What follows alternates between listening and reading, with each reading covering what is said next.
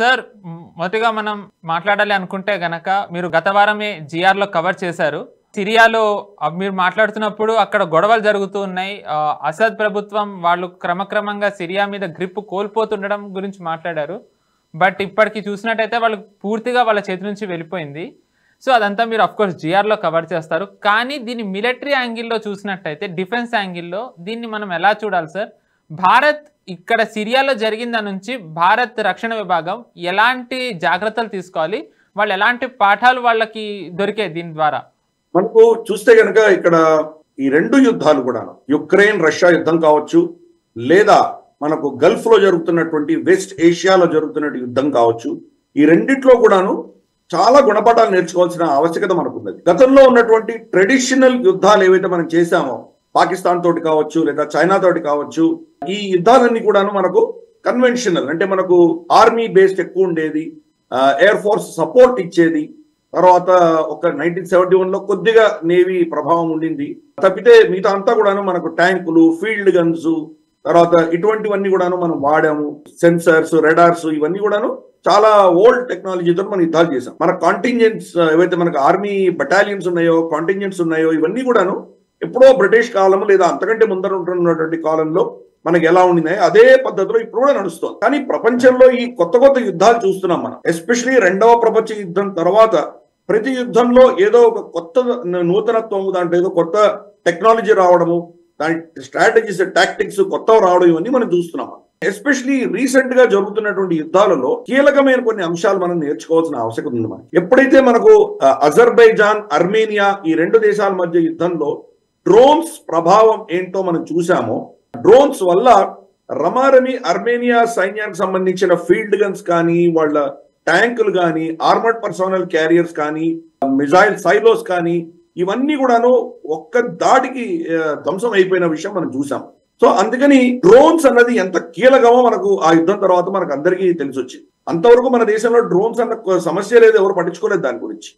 పెద్ద పెద్ద air crafts, తర్వాత మనకు మిగ్గులు, మిరాజులు, రాఫైల్డ్, వీటి మీద మన ఫోకస్ ఉండింది, కానీ డ్రోన్స్ మీద ఎప్పుడూ ఫోకస్ పెట్టలేదు. అలాగే మనకు కమ్యూనికేషన్, టెలికమ్యూనికేషన్ దగ్గర నుంచి స్ట్రాటజిక్ కమ్యూనికేషన్, సెక్యూర్డ్ కమ్యూనికేషన్స్, ఇవన్నీ కూడా మనకు ఎంత క్రూషియలో మనకు అర్థమైంది. ఎస్పెషలీ మొదటి రోజుల్లో, యుక్రెయిన్ దాడి చేసిన మొదటి రోజుల్లో రష్యా యుక్రెయిన్ లో ఉన్నటువంటి మొత్తం కమ్యూనికేషన్ నెట్వర్క్ అంతా కూడా ధ్వంసం చేసింది. ధ్వంసం చేసిన ఈ రోజు యుక్రెయిన్ నిలబడి యుద్ధం చేయగలుగుతోంది అంటే కనుక దానికి కారణం ఎలాన్ మస్క్ ఇచ్చినటువంటి స్టార్ లింక్ యొక్క కెపాసిటీ వల్ల వాడు ఈ రోజు యుద్ధం చేయగలుగుతున్నారు. అంటే యుద్ధం చేస్తుంటే ఆ యుద్ధం అంతా కూడా ఒక ప్రైవేట్ రంగ సంస్థ ఆధారంగా నడుస్తుంది. అదే స్టార్ లింక్ ఇప్పుడు హెచ్టిఎస్ కూడా హెల్ప్ చేసిందని అంటున్నారు సార్ సిరియాలో. అదే గేమ్ చేంజింగ్ అయిందని కూడా అంటున్నారు. ఈ యొక్క స్టార్ లింక్ ప్రభావం చాలా ఎంత పెద్ద ఎత్తున ఉందో మనం చూస్తున్నాం. అదే అసాద్ రిజిమ్ కూడా మారిపోవడానికి కారణం అదే అని మనం వింటున్నాం. రీసెంట్ గా భారతదేశం, మన ఇండియన్ కోస్ట్ గార్డ్ చాలా పెద్ద మోతాదున మనం డ్రగ్స్ స్మగ్లింగ్ చేస్తున్న వాళ్ళని పట్టుకున్నాం. మనం అండమాన్ సముద్రం దగ్గర మియన్మార్, తర్వాత బంగ్లాదేశ్, ఆ ప్రాంతం, ఆ మూడింటి ప్రాంతం మధ్యలో వాళ్ళని అరెస్ట్ చేసాం మనం. వాళ్ళు కూడా ఈ స్టార్ లింక్స్ వాడుతున్నారని మనకు తెలుస్తుంది. కాబట్టి ఈ స్టార్ లింక్ అన్నది ఎంత దారుణమైనటువంటి టెక్నాలజీయో, దీన్ని ఎలా దుర్వినియోగం చేస్తున్నారో మనం చూస్తున్నాం. మనం మరి దీన్ని ఎలా కౌంటర్ చేయాలి, ఆ మెజర్స్ మనం నేర్చుకోవాలి, ఆ పాఠాలు నేర్చుకోవాలి.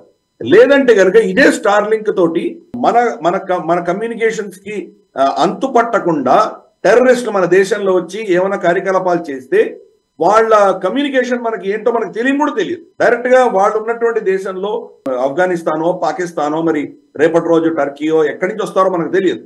ఎక్కడి నుంచి వచ్చినా కానీ వాళ్ళ కమ్యూనికేషన్ స్టార్ లింక్ ను వాడుకున్నారంటే కనుక దాన్ని డీకోడ్ కూడా చేయలేము. కాబట్టి ఇటువంటిది ఫస్ట్ ఇంకొక ఇంపార్టెంట్ లెసన్ మనం నేర్చుకోవాలి. కమ్యూనికేషన్ ఎలా టార్గెట్ చేయాలి. వాళ్ళు ఫర్ ఇన్స్టెన్స్ పాత కమ్యూనికేషన్ నెట్వర్క్, ఆ రష్యాలో ఉన్నటువంటి నెట్వర్క్ తోటి వాళ్ళ కమాండర్స్ యుక్రెయిన్ లో వెళ్ళి సెల్ ఫోన్ లో వాళ్ళు మాట్లాడుతుంటే ఆ సిగ్నల్ ని ట్యాప్ చేసి వాళ్ళని ప్రెసిషన్ హిట్ మీద కొట్టి వాళ్ళని అందరినీ చంపింది యుక్రెయిన్. యుక్రెయిన్ కి ఆ టెక్నాలజీ మనకు వెస్టర్న్ దేశాలు, నేటో ఇచ్చాయి.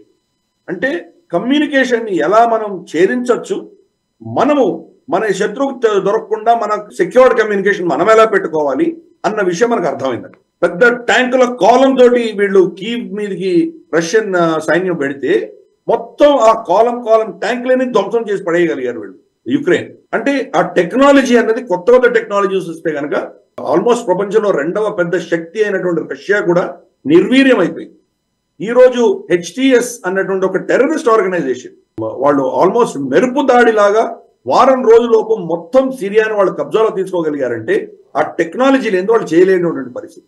సరే, పొలిటికల్ గా మనం చూసాము, రష్యా వాళ్ళ యుద్ధంలో బిజీగా ఉన్నారు, ఇరాన్ ఇజ్రాయెల్ తో బిజీగా ఉండడంతో ఈ 2 శక్తులు ఎవరైతే బషార్ అల్ అసాద్ ని సమర్థిస్తూ ఉన్నాయో ఆ 2 ఆయనకు సమర్థన లేకపోయేసరికి ఆయన చాలా బలహీనుడైపోయాడు.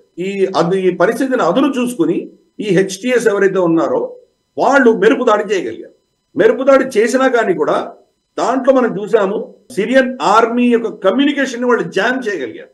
సిరియన్ ఆర్మీకి సంబంధించినటువంటి కమ్యూనికేషన్ ప్రోటోకాల్స్ అన్ని కూడాను ఏం పనిచేయలేదు. కమాండర్స్ ఫీల్డ్ లెవెల్లోకి ఇన్ఫర్మేషన్ ఇవ్వలేకపోయారు. వీళ్ళకి ఇన్ఫర్మేషన్ వచ్చేసరికి వీళ్ళు ఆల్రెడీ దాడి చేసేసారు వీళ్ళ మీద.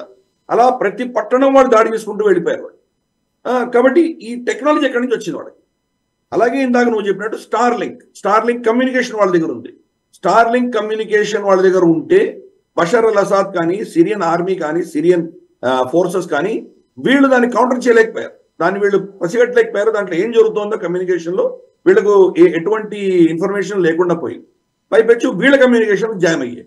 దాంతో ఫీల్డ్ లెవెల్లో వీళ్ళు నిశ్చేజులై నిలబడ్డారు. ఇంకొకటి ఏంటంటే వాళ్ళు వాడినటువంటి టెక్నాలజీ కూడా, వాళ్ళు ఇన్ఫాక్ట్ మనకు వీడియోస్ చూసాం మనం, HTS ఫైటర్స్ ఎవరైతే ఉన్నారో అమెరికన్ వెహికల్స్ లో వాళ్ళు ట్రావెల్ చేశారు. అమెరికన్ స్పెషల్ ఎక్విప్మెంట్ తోటి వాళ్ళు దాడులు చేశారు. వాటిలో అంతా కూడా పిన్ పాయింట్ ప్రెసిషన్ లో అటాక్ చేయగలిగినటువంటి టెక్నాలజీ అంతా అమెరికా నుంచి వచ్చాయి. సరే, అమెరికా మాకేం సంబంధం లేదు అని వాళ్ళు ఊరుకున్నారు. కానీ తప్పకుండా మనకు అర్థమవుతున్న విషయం ఏంటంటే ఈ మధ్యలో బంగ్లాదేశ్ రెజీమ్ కొలాప్స్ అవుతుండగా మనం చూసాము. అలాగే మనకు ఇప్పుడు దీంట్లో చూస్తున్నాం, మనము ఇక్కడ సిరియాలో చూస్తున్నాము. ఈ ప్రాంతం అంతా కూడాను బహుశా ఒక 10-15 దేశాల ప్రభుత్వాన్ని మార్చే దిశగా అమెరికా ప్రయత్నం చేస్తోంది. డొనాల్డ్ ట్రంప్ రాకముందరే వీళ్ళు ఏం చేయాలని చూస్తున్నారు. కాబట్టి వాళ్ళకు ఉన్నటువంటి టెక్నాలజీ, వాళ్ళకు ఉన్నటువంటి కేపబిలిటీని అంతా కూడా ఈ వచ్చే 40 రోజుల్లో వాళ్ళు వాడబోతున్నారు. అందుకనే ఈరోజు సిరియా వాళ్ళు వీక్ గా ఉన్నారని పసిగట్టంగానే ఇమ్మీడియట్ గా వీళ్ళు దాడి చేసి దాన్ని క్యాప్చర్ చేసుకోగలిగారు. దాన్ని కంప్లీట్ గా దాన్ని బషార్ అల్ అసాద్ ని తీసేసి ఆ దేశాన్ని మొత్తం వీళ్ళ అధీనంలో తీసుకోగలిగారు ఈరోజు. ఈ వీడియో మీకు నచ్చినట్టయితే లైక్ చేయండి, 10 మందికి షేర్ చేయండి. అలాగే కామెంట్ల రూపంలో మీ అభిప్రాయాలను మాతో పంచుకోండి. Nationalist hub group of channels ను సబ్స్క్రైబ్ చేసుకుని తెలుగునాట జాతీయవాద జర్నలిజాన్ని ప్రోత్సహించండి. ఈ వీడియో కింద ఉన్న బెల్ ఐకాన్ పై క్లిక్ చేయడం మర్చిపోవద్దు.